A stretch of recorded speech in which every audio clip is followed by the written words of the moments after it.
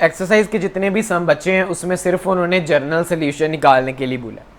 Find the general solution for each of the following equation. तो दे रखा है cos 4x is equal to cos 2x। अगर हम इस चीज़ को कंपेयर करें इस चीज़ के साथ तो हम देख रहे हैं ये हमारे पास थीटा है, जो थीटा है वो हमारे पास 4x चल रहा है और हमारे पास जो अल्फ़ा है वो हमारे पास 2x चल रहा है। इस फॉर्मूले को यहाँ पर लिखने के बाद ये थीटा इज इक्वल टू हमारे पास क्या आएगा 2n पाई पॉजिटिव और नेगेटिव अल्फ़ा। यहाँ पर वैल्यू फिल करो तो ये बना 4x is equal to 2n pi positive और नेगेटिव दोनों में अल्फ़ा यानी 2x। इसके दो रिजल्ट आएंगे, एक बार पॉजिटिव ले लीजिए और एक बार आप नेगेटिव में ले लीजिए। तो यहाँ पर पहले पॉजिटिव ले लेते हैं 2x, साथ ही साथ यहाँ पर हम नेगेटिव में भी लेना है तो क्या आएगा 4x is equal to 2n pi negative में 2x। सॉल्व कर लो, 2x को इधर शिफ्ट करो, ये माइनस का हो गया और इधर क्या चल रहा है 2n पाई, तो ये बना 2x is equal to 2n पाई और साथ में लगा डिजिट नीचे, सो 2n पाई ओवर 2, ये 2 से 2 कैंसिल हो गया। एक जर्नल सोल्यूशन क्या आ गया n पाई आ गया, एक जर्नल सोल्यूशन तो आ गया। सेम काम इसी तरह से 2x को इधर शिफ्ट करेंगे, ये प्लस का हो जाएगा तो बनेगा 6x is equal to 2n पाई, साथ में लगा डिजिट नीचे चल जाएगा 2n पाई ओवर 6, तो कैंसिल करके कितना आ रहा है 3, सो x की वैल्यू कितनी आ रही है n पाई ओवर 3, तो ये हमारा सेकंड जर्नल सोल्यूशन आ गया। ऐसे सम हमारा बिल्कुल जो है वो कंप्लीट हो चुका है। इस क्वेश्चन में कहानी थोड़ा सा मोड़ ले रही है। यहाँ पर हमने जो पीछे जितने भी सम किए हैं वो तकरीबन यहाँ में इस्तेमाल हो जाएगा। यहाँ पर देखो अब तीन चीज़ें cos 3x है, cos x है, minus cos 2x is equal to 0 है। इसका हमने जर्नल सोल्यूशन निकालना है। अगर मैं इसको c की वैल्यू दे दूँ और इसको d की वैल्यू दे दूँ तो ये मेरे पास cos c plus cos d का फॉर्मूला बनता है ये वाला। इसे सबसे पहले अप्लाई करते हैं तो ये बनेगा 2 cos c plus D, 3x plus x 4x over 2, उसके बाद मल्टीप्लाई डालकर cos c माइनस डी मतलब 3x minus x 2x over 2 है और लास्ट पे ये चल ही रहा है माइनस का cos 2x is equal to 0 है। इसको कट किया, ये गया और ये गया 2 पे, जो बचा वो लिखो। तो बचा है 2 cos 2x, साथ ही चल रहा है cos x और माइनस का चल रहा है cos 2x is equal to 0। अब यहाँ से जो कॉमन निकलता है वो निकाल लो, तो cos 2x कॉमन चल रहा है तो इसे बाहर निकाल दिया, cos 2x बाहर लिख दिया और इसके बीचों बीच क्या बचा 2 cos x माइनस का 1 इज इक्वल टू 0।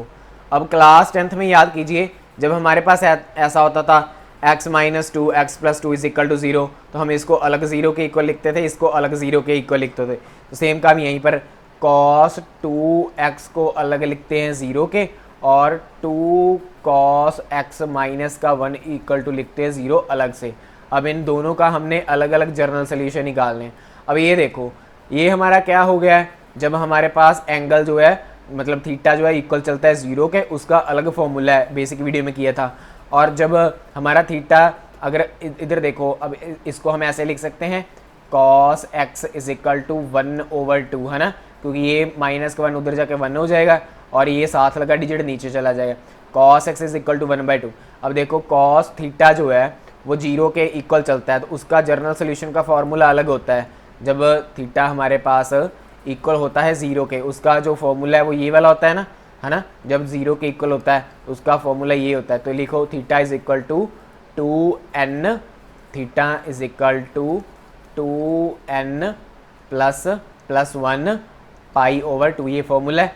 थीटा हमारे पास क्या है, ये हमारे पास थीटा है ना, cos थीटा कितना 2x, तो मतलब ये आ गया 2x is equal to 2n plus 1 pi over 2। ठीक है, इसके साथ में साथ लगा हुआ डिजिट नीचे चला जाता है, so x is equal to 2n plus 1 bracket में है और पाई ओवर 4 हो जाएगा क्योंकि 2 नीचे आएगा, 2 से 2 मल्टीप्लाई है 4। एक तो जर्नल सोल्यूशन ये आ गया है जब हमारे पास जो थीटा है वो क्या है 0 के इक्वल है। अब यहाँ पर थीटा इक्वल नहीं है 0 के, तो फिर हमारे पास ये कौन सा आएगा, वो cos अल्फा आएगा जो एक्सरसाइज के पहले 4 सम किए हैं। ठीक है। अब ये वाला आ जाएगा, ये जो आपको शो हो रहा है ना, अब ये है, इसके लिए पहले क्या करना होगा, कॉस थीटे को इक्वल रखना होगा कॉस अल्फ़ा के, इस फॉर्मूले को अप्लाई करने के लिए।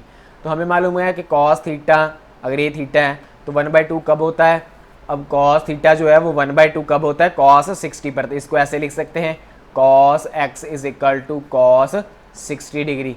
अब यहाँ पर याद कीजिए हमने किस में लिखना होता है, रेडियन में लिखना होता है, रेडियन में लिखना होता है। तो 60 रेडियन में कितना आएगा, π/3। तो ये हमारे पास क्या बन गया, cos theta is equal to cos alpha, है ना। तो उसके लिए फॉर्मूला क्या है, उसके लिए फॉर्मूला है एक्स इज इक्वल टू, यानी theta is equal to, formula क्या है अभी वो देख लो, ये देखो उसका फॉर्मूला क्या है, 2n पाई पॉजिटिव और नेगेटिव अल्फ़ा।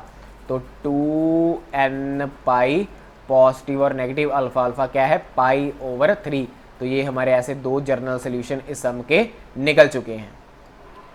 एक्सरसाइज के 7 नंबर सम को देख के ही पता चल रहा है कि ऊपर sin 2x का फॉर्मूला बन रहा है, sin 2x का ये फॉर्मूला बन रहा है। वो फॉर्मूला मेरे पास ये होता है, sin 2x is equal to 2 sin x cos x। तो इसकी जगह पर पहले तो फॉर्मूला ही लिखो, तो ये बन गया 2 sin x cos x और साथ में चल रहा है प्लस का cos x is equal to 0। यहाँ से करो cos x को कॉमन उड़ाओ, तो cos x बाहर निकाल लिए, अंदर क्या बचा 2 sin x okay plus 1 is equal to 0।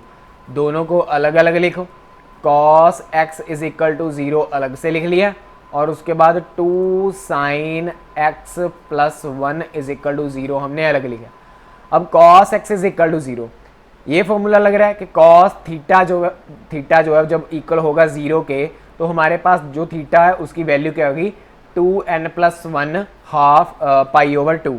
तो इसको थीटा क्या है हमारे पास x, तो मतलब theta is equal to 2n plus 1 π/2। Theta हमारा क्या है, x है, तो यहाँ पर क्या आना है, x आना है, ठीक है।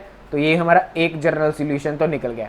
अब इसको सॉल्व करते हैं, 1 को उधर शिफ्ट किया, माइनस का 1 हो गया, ठीक है, और साथ में लगा डिजिट नीचे, तो ये ऐसे हो गया। तो इधर क्या रह गया, साइन एक्स।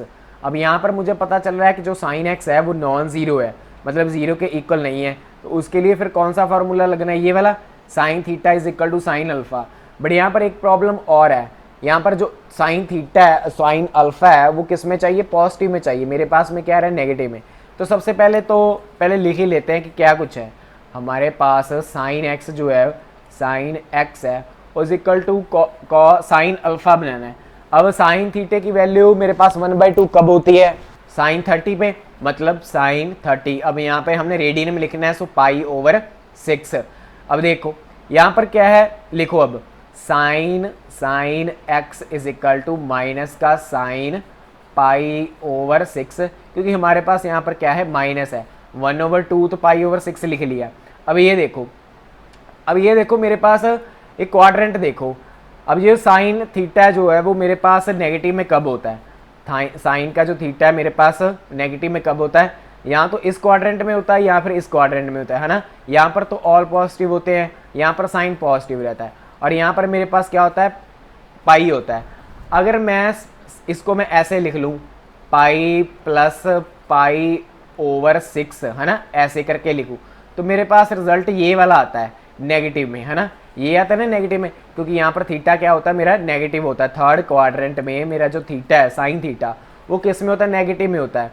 तो मतलब अगर मैं इस चीज़ को इस चीज़ में लिखता हूँ, है ना, तो मेरे पास फिर क्या है, यहाँ से माइनस उड़ जाता है, तो इसलिए ये फिर इक्वल क्या गया, साइन एक्स के। यहाँ पर बाहर साइन चल रहा है, तो यहाँ पर भी हम साइन लिखेंगे, ठीक है। तो यहाँ पर भी हम क्या है, बाहर साइन लिखेंगे। तो एलसीएम किया तो बनेगा sine x is equal to sine, LCM करने पे आएगा 7 π/6। अब इसको और इसको कंपेयर करो, अब जो अल्फ़ा है वो हमारे पास क्या आ गया, 7 π/6 आ गया। बस इस फॉर्मूले में लिख दो, तो theta is equal to n pi positive minus के 1 की पावर n है, और अल्फ़ा कितना है, 7 π/6। तो ऐसे ये सम भी हमारा कंप्लीट हुआ है। अभी तक मेरे जितने भी सम हुए हैं उसमें सेम बातें एक जैसी इक्वल होती थी। यहाँ पर सीकेंड स्क्वायर अब इक्वल चल रहा है 10x के, मतलब मुझे जहाँ तो सीकेंड स्क्वायर x जो मतलब कि 2x दे रखा है उसको tan की फॉर्म में बनाना होगा, और जहाँ फिर मुझे इस tan को सीकन की फॉर्म में बनाना होगा, मतलब एक काम करना होगा। अगर मैंने क्लास 10th में ये फॉर्मूला किया है कि मेरे पास सीकेंड स्केयर थीटा जो होता है, सीकेंड स्केयर जो थीटा होता है वो किसके इक्वल होता है, 1 प्लस tan स्केयर थीटा के। थीटा मेरा क्या चल रहा है, वो चल रहा है 2x, तो यहाँ पर लिख देंगे 2x। तो इसको ऐसे लिख सकते हैं 1 plus tan square theta, theta के चल रहा है 2x, और इक्वल क्या हो गया 1 माइनस tan 2x की। ठीक है, इसको इधर उधर शिफ्ट कर लेते हैं, तो बनेगा 1 प्लस tan स्केयर 2x, और इधर क्या हो गया, इधर लेकर आए ये माइनस का 1 और प्लस का tan 2x हो गया इज इक्वल टू 0, और ये प्लस का 1 माइनस का 1 यहाँ पे कैंसिल हो गया। इसमें से tan 2x कॉमन निकालो, तो जब हम tan 2x यहाँ से कॉमन निकाल लिया, यहाँ पर स्केयर था तो tan 2x एक बच गया क्योंकि यहाँ पर स्केयर था, और यहाँ पर प्लस का ओनली 1 इज इक्वल टू 0। दोनों को अलग अलग लिखो, tan 2x is equal to 0 अलग से, और इधर tan 2x plus 1 is equal to 0 अलग से। अब देखो, अब tan 2x is equal to 1, अब देखो tan थीटा, अब थीटा कितना है 2x है ना, tan 2x मतलब थीटा, tan थीटा मेरे पास 1 कब होता है 45 पे, tan 45 पे 1 होता है, तो मतलब tan 2x is equal to क्या आ गया tan 45 को रेडियन में हमने क्या लिखना है π/4। ओके, इधर का अब आगे बाद में सॉल्व करते हैं। अब इधर देखो, अब ये tan theta is equal to 0 ये फॉर्मूला लगेगा, क्योंकि जब थीटा 0 मेरा जो थीटा है जो 0 के इक्वल आएगा तो मेरे पास फॉर्मूला, जनरल फॉर्मूला ये लगेगा, थीटा इज इक्वल टू क्या होगा n पाई। तो थीटा क्या है 2x is equal to n pi, तो x is equal to n π/2। ये मेरा एक जनरल सोल्यूशन आ गया। ओके, चलो उसके बाद इधर आ जाते हैं, इधर सॉल्व करो। अब ये देखो, ये मेरे पास क्या बन रहा है tan theta is equal to tan alpha, tan theta is equal to tan alpha इस फॉर्म में। इसमें थीटा मेरा क्या होगा n पाई प्लस अल्फा, ये होगा। तो यहाँ पे हम देख रहे हैं कि जो मेरे पास यहाँ पे जो 1 है, यहाँ पे जो 1 है वो नेगेटिव का आएगा, क्योंकि ये प्लस का 1 इधर आकर क्या होगा नेगेटिव में आएगा। तो सेम इसी तरह से ये जो मेरा tan π/4 है वो भी क्या हो जाएगा नेगेटिव में आएगा। अब मेरे पास tan नेगेटिव में किस क्वाड्रेंट में होता है, ये देखो, ये मेरे पास ऐसे क्वाड्रेंट, यहाँ पर ऑल पॉजिटिव, यहाँ तो इसमें नेगेटिव है ना, और यहाँ फिर इसमें नेगेटिव है, मतलब जहाँ तो सेकंड क्वाड्रेंट में tan की वैल्यू नेगेटिव चलती है, यहाँ मेरे पास फोर्थ क्वाड्रेंट में tan की वैल्यू इक्वल चलती है। तो जो सबसे पहले आता है उसमें लिखो, ये मेरे पास क्या है π/2 है, ये मेरे पास क्या है अल्फा है, तो मैं इसको ऐसे लिख सकता हूँ tan 2x is equal to, अब tan π/4 मेरे पास नेगेटिव कब आएगा, जब मैं इसको ऐसे लिखूंगा tan पाई माइनस π/4, इसको मैं ऐसे लिख सकता हूँ, क्योंकि जब मैं इसको ऐसे करूंगा तो पाई माइनस π/4 इस क्वाड्रेंट में आएगा, और इस क्वाड्रेंट में tan मेरा होता ही क्या है नेगेटिव ही होता है, तो इस तरह मतलब यही बनने वाला है। इसके बाद इसको सॉल्व करो, ये बनेगा tan 2x is equal to tan, LCM किया तो ये बना हमारे पास 4x माइनस 4 माइनस पाई 3π/4। अब ये हमारे पास वो ऊपर इस फॉर्म का बन गया, इस फॉर्म का, तो हमारे पास अब ये अल्फ़ा वो कितना है 3π/4, तो क्या आ गया फिर थीटा मतलब 2x is equal to n pi plus alpha, alpha क्या है 3π/4, 3π/4 हो गया ना। तो अब इसको सॉल्व कर लो, 2 को नीचे शिफ्ट करो, ये बनेगा n पाई प्लस 3π/4, इधर आ गया 8 हो गया, और यहाँ पे भी 2 हो गया। तो इस तरह से ये मेरा सेकंड जनरल सोल्यूशन हुआ। ठीक है, तो ये ऐसे सम भी कंप्लीट हुआ है। एक्सरसाइज और यूनिट का लास्ट सम है जो बहुत ही ध्यान से करना है। यहाँ पे उन्होंने साइन की 3 वैल्यूज देंगे, sine x plus sine 3x plus sine 5x। तो सबसे पहले तो इनको इधर उधर करके सॉल्व करना पड़ेगा, क्योंकि यहाँ पे ध्यान दो, मैं लिख रहा हूँ sign x plus sine 5x और लास्ट पे लिख रहा हूँ साइन 3x। अब मैंने ऐसा क्यों किया, ये देखो, मैंने ऐसा इसलिए किया क्योंकि जब हमने फॉर्मूला लगाना होता है कोई भी, तो हमारे पास ये एक आइडेंटिटी होती है कि आपका जब आप a और b को ऐड करोगे, मतलब यहाँ पर a x प्लस b क्या है 5x है ना, 5x, इसको ऐड करके आप उसे डिवाइड करोगे 2 के साथ, तो आपके पास तीसरे वाला बनना चाहिए। तो मेरे पास देखो ये 3x बन रहा है ना, 3x बन रहा है ना। तो इसके लिए ये एक आइडेंटिटी भी आपको याद रखनी है कि आप जब भी पेयर बनाओ तो उसके लिए आपको क्या करना है, उन दो का पेयर बनाना है जिनको ऐड करने के बाद और 2 से डिवाइड करने के बाद थर्ड बने। उसके बाद हम यहाँ पे सी डी फॉर्मूले लगा लेंगे, sine C plus sine D, ये वाला फॉर्मूला लगा लेंगे। यहाँ पर एक बात और ध्यान रखो, मैंने पीछे आपको बताई थी कि जो आपकी सी की वैल्यू है वो बड़ी होनी चाहिए डी से, तो इसलिए यहाँ पे साइन 5x को पहले लिखेंगे, फिर साइन x लिख लेते हैं, है ना, और लास्ट पे प्लस का साइन 3x चल ही रहा है, ठीक है, ऐसे इसका चल रहा है। और इक्वल चल रहे हैं किसके, ये 0 के, इक्वल चल रहे हैं ये 0 के।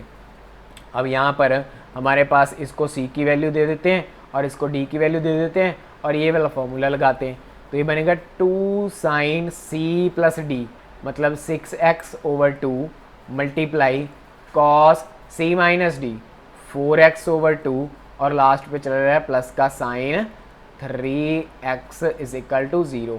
ये सम मैंने पहले भी किया था ना, 7 नंबर सम था आई थिंक।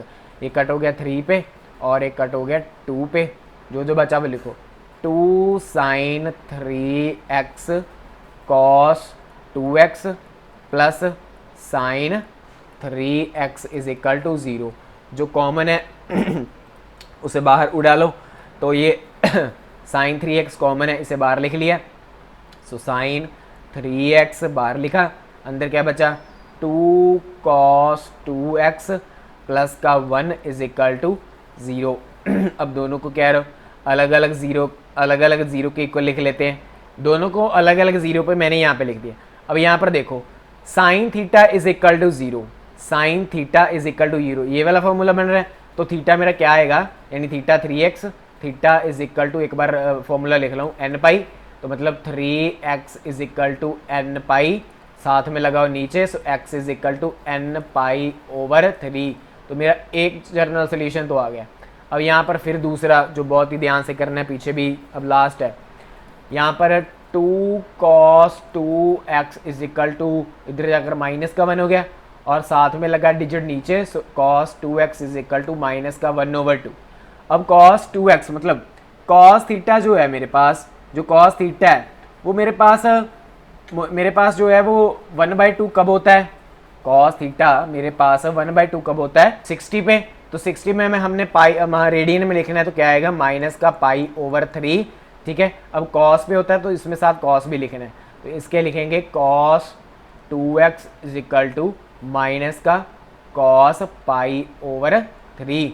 अब ये देखो मेरे पास कॉस की वैल्यू जो है, कॉस का थीटा है वो किस किस क्वाड्रेंट में होता है, ये देखो, ये ऐसे यहाँ पर ऑल पॉजिटिव, यहाँ पर साइन और कोसेक पॉजिटिव यहाँ पर है, तो मेरे पास कॉस की वैल्यू एक तो सेकंड क्वाड्रेंट में नेगेटिव चलती है और उसके बाद थर्ड क्वाड्रेंट में नेगेटिव चलती है। तो इसको मैं ऐसे लिख सकता हूँ, इस चीज़ को मैं ऐसे लिख सकता हूँ ना, कॉस पाई माइनस पाई/3, इसको मैं ऐसे लिखूँगा, क्योंकि जब मैं इसको ऐसे फॉर्म में लिखूँगा तो ये मेरे पास इस क्वाड्रेंट में आ जाएगा और इस क्वाड्रेंट में मेरी कॉस की वैल्यू क्या होती है नेगेटिव, तो मतलब यही आता है ना, रिजल्ट मेरा यही आता है। तो इस चीज़ को मैं इस फॉर्म में लिख सकता हूँ। तो इधर क्या चल रहा है, कॉस 2x चल रहा है, एलसीएम करो, कॉस 2x = कॉस, ये एलसीएम किया, ये 3 पाई माइनस पाई 2 पाई/3।